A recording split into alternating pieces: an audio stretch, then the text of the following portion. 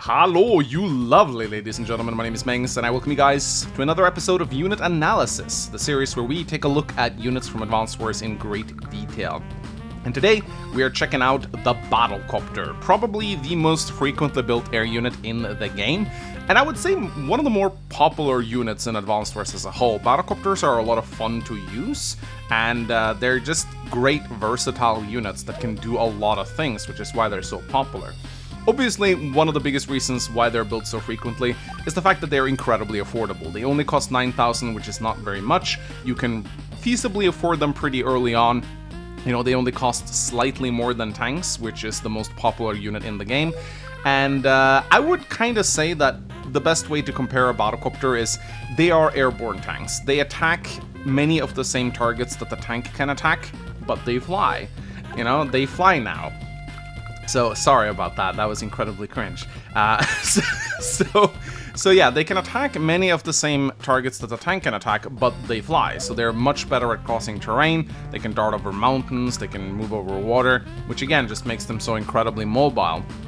And they also have great vision range in Fog of War, as much as the tank at 3. So they can see a pretty far distance. You can use them feasibly to scout your opponent, which again gives them even more reasons to be used. I mean, they're not just combat unit, they're also great reconnaissance units. Because the recons might not sometimes be able to scout that very well if they're being held back by rivers and mountains and whatnot, whereas the b-copter can do that just fine. So, one of the other reasons why the b-copter is so good, in my opinion, is the fact that it doesn't require a base to be built. It's a combat unit that can be built at the airport. In many competitive Advanced Wars by Web maps, you'll have 2 bases on an airport. Maybe 3 bases on bigger maps, but on many of the smaller League maps, it's not uncommon for you to be restricted to just 2 bases. So you can only build 2 ground units. Most people will prefer to build a tank and an infantry maybe, that's a good build order, but if you want to maximize the potential units that you can get out on the field, it's much more important to incorporate a b-copter into your build order, because then you can, for example, you can build a b-copter into infantry, or a b-copter, a tank, and an infantry, for example. That is very powerful because, of course, as I've said multiple times, Advanced Wars is a game that is all about quantity versus quality. The player that has more units on the map is generally in a much better position than the other player. So, on maps with an airport and on maps where you are limited by the amount of bases that you have, it's a very good idea to get a bunch of b-copters out.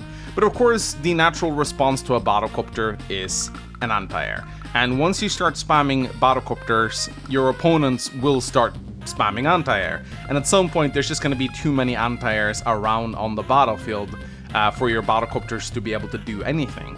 But of course, the dream scenario is being able to counter your opponent's anti-air with your tanks so that your b-copters can attack the tanks. It's as XL Emblem said, you know, it's the weapon triangle of Advanced Wars. B-copters counters tanks, tanks counters anti-air, anti-air counters b-copters. And that is the eternal dance. In most competitive matches that stay around the mid-game income bracket, it's going to be you want to essentially shoot down your opponent's anti-air with tanks so that your b-copters are free to attack their tanks. Because b-copters hard counter tanks. I mean, they hardly take any damage back. They do as much damage to tanks as your tanks do, but they don't take any damage back because they're very resistant to machine gun fire. And of course, the tank's primary weapons, the cannons, can't shoot on the b-copters. So whenever you can get your b-copters to attack tanks, you're in a very good position. And another thing that most people tend to forget is that once anti-air are sufficiently damaged, you can actually pick them off just fine with b-copters. So anti-airs need to be on around 7 HP to be viable. If you try to attack an anti-air with 7 HP left, your b-copter is going to take quite a pounding back, as you can see right here. This is not fantastic. It's not terrible, though, if you have more b-copters around. As you can see right here, once anti-air starts to get injured, you can feasibly start picking them off with b-copters. So again, anti-air needs to be they need to be either on defensive terrain like a city, or they need to be relatively at full strength in order to actually be able to fight back against b-copters. So one thing that I have done in many of my league matches is to simply just spam a bunch of b-copters and build a couple of tanks, and then focus target the opponent's anti-air with my tanks, and then pick off the remaining anti-air with my b-copters.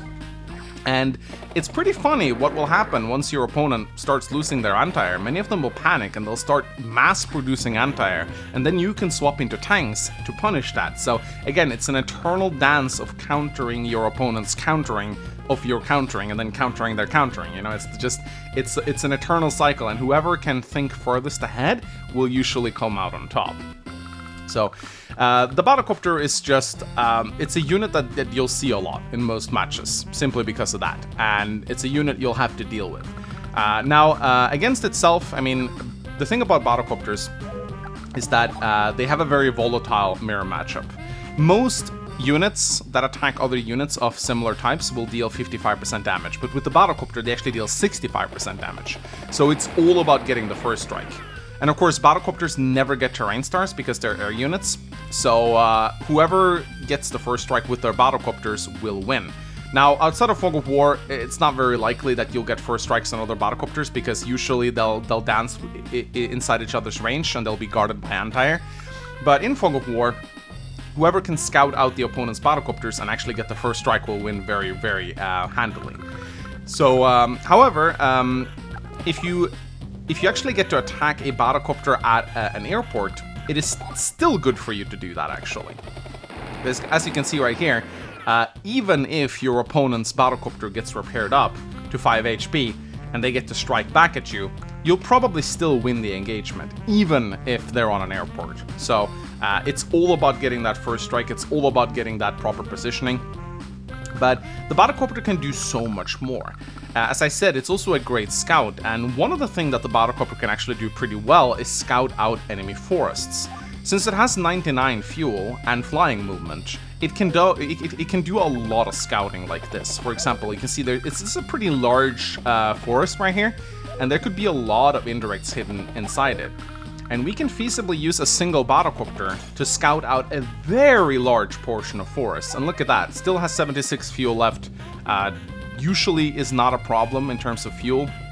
It only uses 2 fuel per day too to stay afloat, so it's not that much in need of a resupply.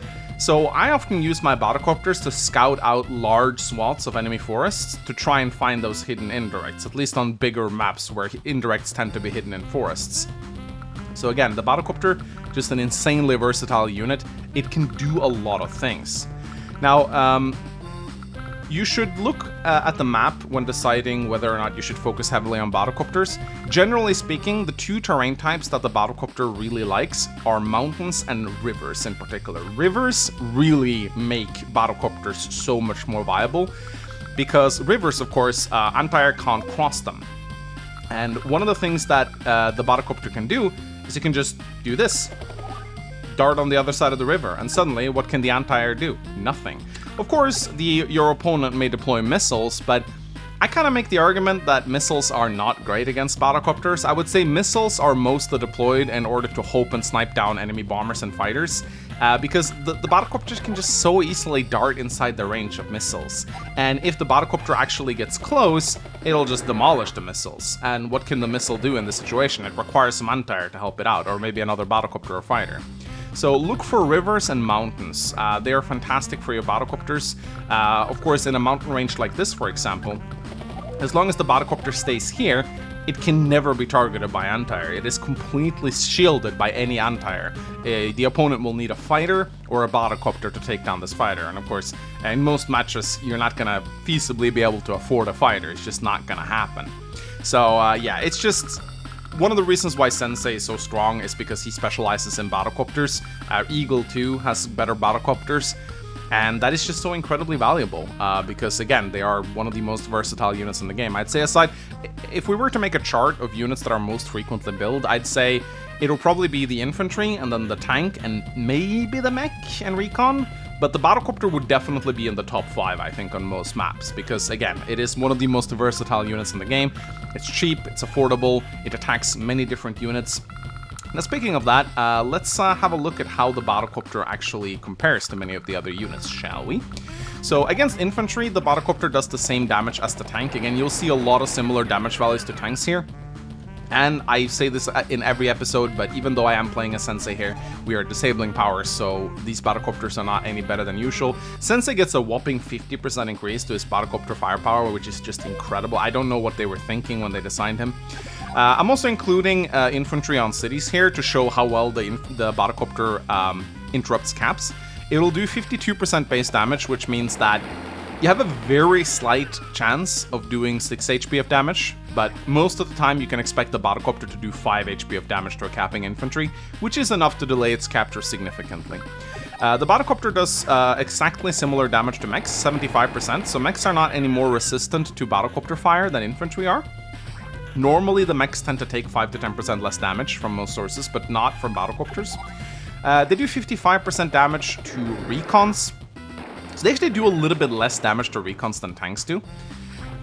Against tanks, the battlecopter does 55% damage, which is as much as other tanks. This is why I tend to call them airborne tanks. But as you can see, they take next to no damage back because they are very resistant to that machine gun fire. Now, after you attack a bunch of different infantry, you will see the battlecopter fall to 9 HP due to the luck damage that they deal back to it. So battlecopters will slowly start losing their bite. While they take almost no damage back, they will slowly start to lose their bite as they attack multiple targets. They deal 25% damage to medium tanks, which is pretty damn good. The medium tank will usually do 1 HP of damage back to the battlecopter though. But this is definitely a good engagement for you to take.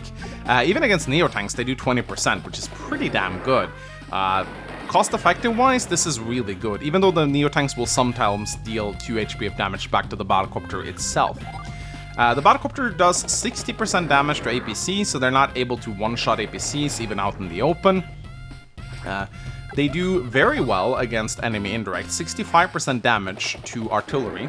So battlecopters are a great counter to indirects. Whenever you're playing against Grit in the league, definitely spam battlecopters because that'll force Grit to build anti-air and missiles to defend himself. So that's always great. Catching rockets out in the open is always fantastic. Battlecopters deal 65% base damage, so they absolutely annihilate rockets, even when they're on terrain. Against anti-air, if you attack anti-air, even out on roads, you will get absolutely demolished on the counterattack. Even when you have firepower increases, this is not a very smart thing to do.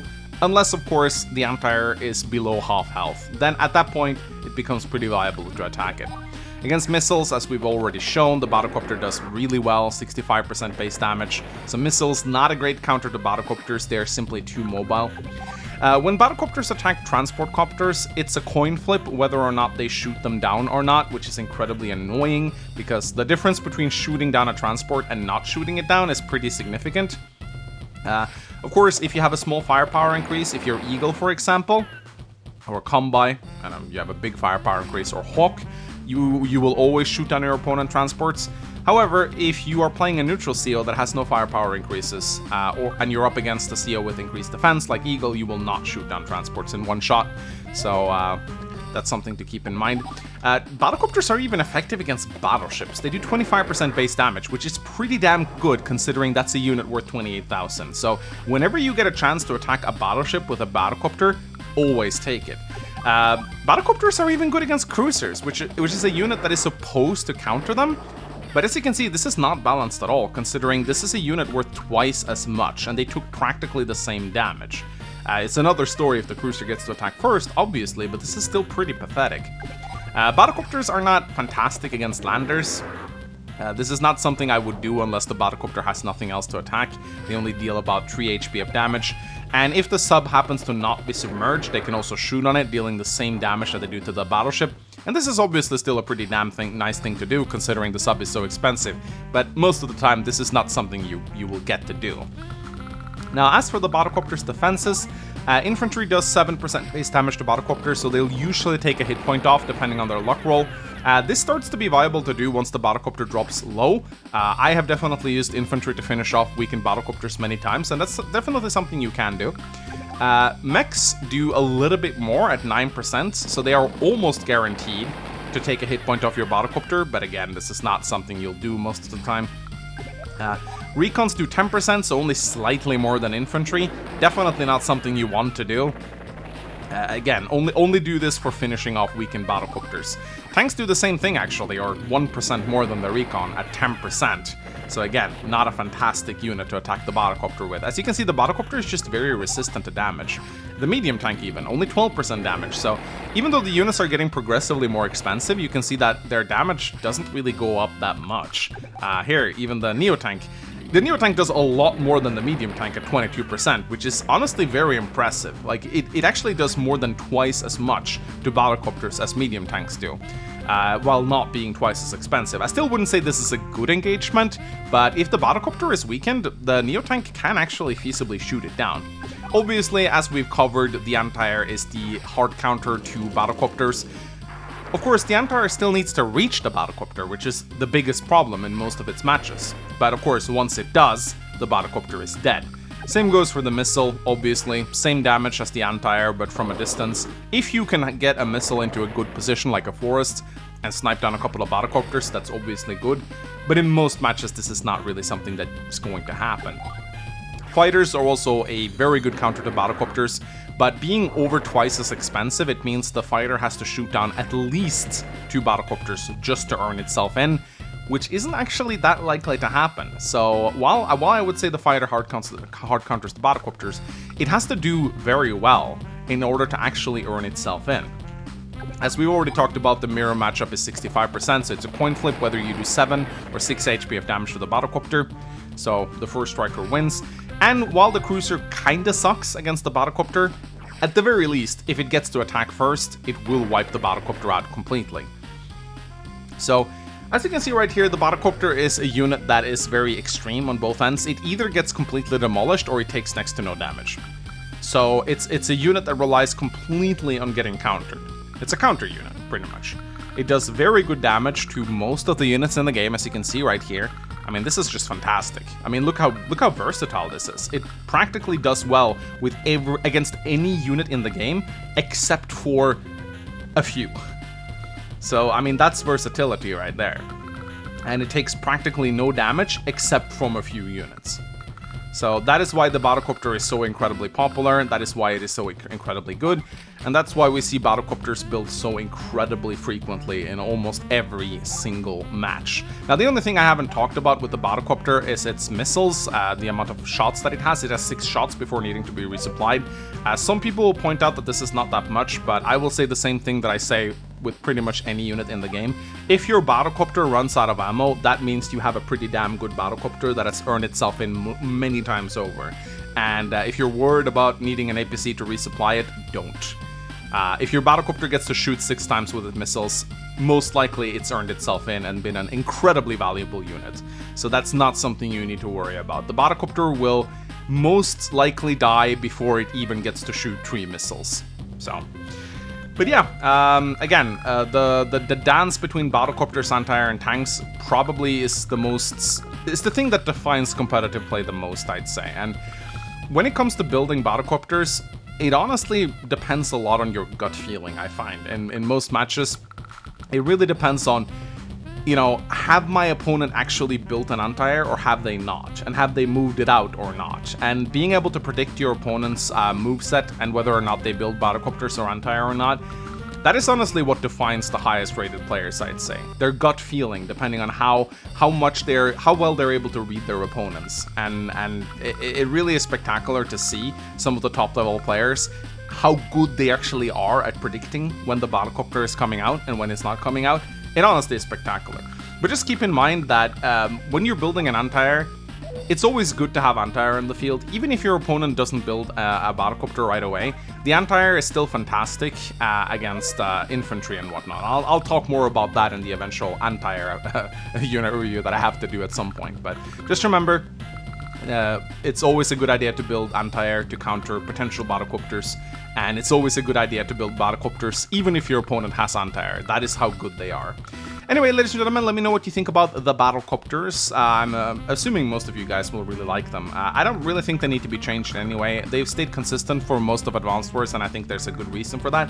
But do let me know if you think there should be any changes to the battlecopter. I always like seeing you guys' comments and recommendations. and let me know what unit you would like to see me review next. Alright, ladies and gentlemen, like, comment, subscribe, and all that good stuff, and I'll see you guys very soon. Bye-bye.